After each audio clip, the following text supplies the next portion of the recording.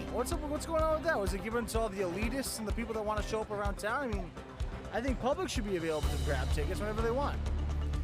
Tonight on DC News Now, disappointment in the district. Fans hoping to attend the Freedom 250 Grand Prix next month may be out of luck. All while course preps continue this weekend. Happening now, DC is hosting another teen late night hike. We will check in on the event aimed at giving kids a fun and safe start to the weekend. We had some clouds today, but that didn't stop the comfortable feel. Can we keep things beautiful into the weekend? We'll have your full forecast coming up. Families in Fairfax County trying to process a horrific tragedy after a 9-year-old boy is killed riding an electric scooter. What police say led to that deadly crash. And now she has to cry being disappointed because they treated her like trash. For the students that are reinstated, extending our sincere apologies. Outrage continues at Howard University after more than 500 incoming freshmen were abruptly told they can't enroll. What the school is now saying as they look to make things right. You're watching the station covering all of the DMV. This is DC News Now.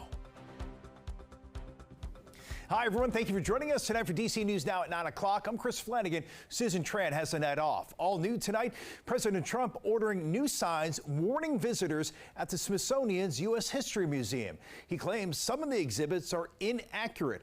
The signs would also direct visitors to resources for what the president calls accurate information regarding America's history. It follows a White House report released on July 4th that criticizes Smithsonian leaders and exhibits in the American History Museum. But the president does not have the power to quickly fire Smithsonian leadership or make changes to exhibits.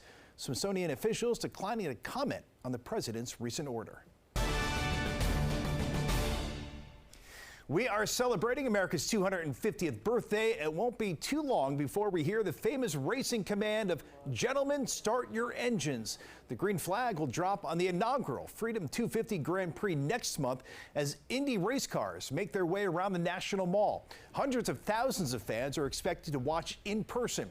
DC News Now's Dave Laval joining us from the National Mall tonight. Dave, we understand many fans, though, are out of luck tonight.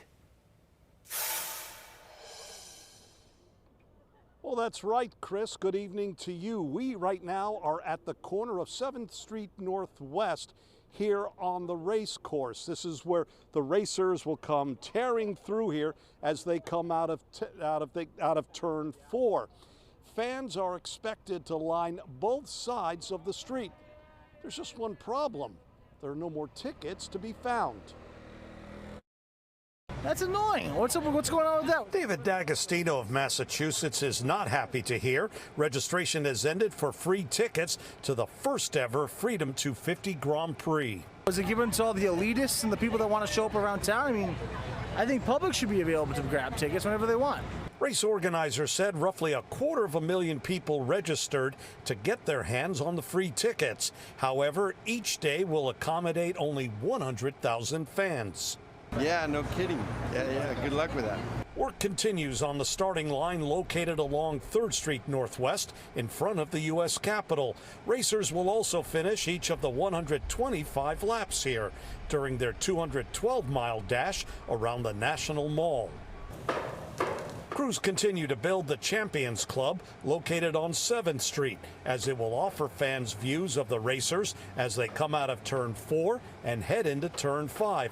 But it's not just buildings that need work before the race. Paving has already started along Pennsylvania Avenue from 3rd Street to 9th Street. Road work is scheduled to get into full swing late Saturday night with road closures all around the area. Even though it's too late to register for tickets, Michael Gardner of Indianapolis has a suggestion. I guess find you a nice spot on top of a parking garage and you might get a pretty good show. The higher the better, right? Yeah, not a bad idea. Hey, listen, if you do get your hands on one of those tickets, remember, they are non-transferable and cannot be resold. The Freedom 250 Grand Prix takes place August 22nd and 23rd. We're live along the National Mall. Dave Laval, DC News Now. Yeah, disappointing news for so many race fans. Dave, thanks. Meanwhile, also in the district, there's a new teen curfew zone for the weekend. Starting tomorrow night at 8 o'clock, large groups of kids will not be allowed to gather in the Berry Farm neighborhood in southeast DC. That area, you can see it highlighted in yellow on your screen. The restrictions then bleed right into the citywide curfew that goes until 6 in the morning. Happening now, DC's rec department is hosting another teen late night hype in Northwest. That free event over at Benneker Field is for teens 13 to 18. Organizers say it offers kids safe, high energy spaces to connect after hours, and there's plenty of music, dancing, video games, sports, and a whole lot of food. It runs until 11 tonight. They certainly have a pretty nice night to be out there hanging out. And meteorologist David Matson for Jackie, just a beautiful Friday night. Seriously, I mean, we haven't had humidity, right? Right, That's one part of it. No storms like we did earlier in the week. What more could you ask for? Right? Perfect timing. I know. The weekend's looking great too, folks. Overall, we're going to keep this beautiful stretch going. Here was where our high temperatures ended up earlier today. This is late July after all, folks. So upper 70s, low 80s. That is pristine, to say the least. So not a lot of warmth, just enough to make it feel comfortable. And the reason we didn't see as many of those lower 80s, which is a slight change up from yesterday, clouds. Yeah, they were a lot more common. We did get a good bit of sunshine early in the day, but as we wrapped up the evening time, it really started to become cloudy out there, and that's going to be a common theme as we head into the night here. But notice, no rainfall in the mix with all of those clouds. We may see a spotty shower or two down toward the Shenandoah Valley, southern Maryland, but the rest of us don't see a drop. And after we do keep the clouds around to start your Saturday, things will begin to clear up, and it continues to stay comfortable with that humidity at a minimum. Now, are we expecting some mugginess to start to return later this weekend? And is there any major heat on the way before the end of July? We'll have a full look at your forecast coming up here in just a bit. Damon, we'll see you then. Happening right now, the White House Correspondents' Dinner. That event was rescheduled from earlier in the year after police say a gunman breached security and attempted to shoot President Trump. The White House Correspondents Association president referenced the attempt on his life in her opening remarks. We will have much more on the security of that event later in the hour. Again, a live look right there. In Virginia, Fairfax County neighborhood is grieving over a 9-year-old boy killed while riding an electric scooter. Police say that boy crashed into the side of a minivan. The driver did stay on scene and no charges have been filed. DC News Now's Mariel Carbone spoke with some shaken neighbors. It's certainly been a difficult day for everyone in this neighborhood. I'm told that there are a lot of kids here always out playing, riding their bikes. Some neighbors I spoke to who asked me not show their face say the community is still processing what happened. There's a heavy feeling in this Fairfax County neighborhood. I feel like the community is processing what happened. It's very somber. After a 9-year-old boy was killed while riding an electric scooter. It's a very family-oriented community. Something like this is tragic. The incident happened around 5:30 Thursday night in Herndon. That's when police say the driver of a minivan pulled into the neighborhood, turning left onto Madden Court. As she did that, the boy collided with the back passenger side of the van. There's no indication at this time that there's any unsafe or reckless manner in which the driver, an adult female, was operating this van. Fairfax County Police Captain Harold Morris says the boy was taken to an area hospital where he was pronounced dead. He was not wearing a helmet at the time. With these electric vehicles, with bicycles, you want to take safety precautions at all times, whether that's wearing a helmet, it could be a reflective band, high visibility clothing. Police could not confirm what type of scooter the boy was riding, how fast he was going, or if his family owns it. At this time, the driver of the minivan is not facing charges. Nobody's ready for such a tragic loss. Neighbors tell us the community is pulling together to support the family. I've seen more than half the neighborhood out there last night at their home. Remembering the young life lost. Life changes in minutes. And police say victim services have been out in the community working with both the driver as well as the family of that boy. Reporting in Herndon, I'm Mariel Carbone, DC News Now.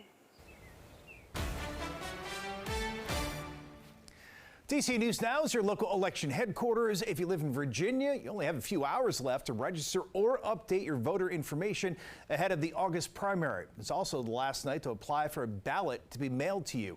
Early in-person voting runs through August 1st. That's next Saturday. Voters will choose candidates for U.S. Senate, Congress, and local offices. One of the big questions remains over whether new district maps will be in place.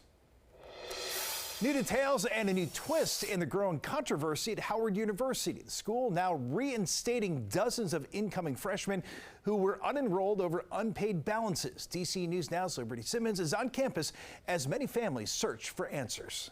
Many students and parents are still showing up to campus here seeking answers. Meanwhile, the university says it is reviewing the cases and has reinstated 46 students so far. How dare they penalize so harshly their students? Stepmother Rashida Anderson says her incoming freshman stepdaughter was blindsided by a remaining $10,000 balance that they didn't know was not fully covered by her scholarship and loans. She says she paid it, but her student remains unenrolled. And now she has to cry being disappointed because they treated her like trash. DC News Now spoke to Kiana Scales, Howard's Senior Vice President of Enrollment Management. We're willing to get it right, and we will continue to refine our processes. She says the university sent multiple communications to incoming freshmen about the July 10th payment deadline to secure their spot. There are often students who check the box and say, yes, we're planning to enroll, but ultimately do not show up. And this year, we introduced a process that will allow us to have a more firm confirmation count. So the university unenrolled more than 500 students for the unpaid bills. But many students say they were waiting on pending scholarships, military benefits, and financial aid. The university says it is reviewing each case. For the students that are reinstated, extending our sincere apologies. Again, our goal is to welcome all students. Now, the university is urging students to email enrollmentmanagement@howard.edu for their case to be reviewed. Meanwhile, they say that the unenrolled students, their spots are currently on hold and will not be given away to other students currently on the wait list. For now, in Northwest DC, Liberty Simmons, DC News Now. Well, coming up on DC News Now at 9, Montgomery County plans to buy White's Ferry, but there's still no guarantee service over to Virginia will restart. And ahead at 9:30, more money for a major makeover. The White House's plans to fast-track renovations at Union Station.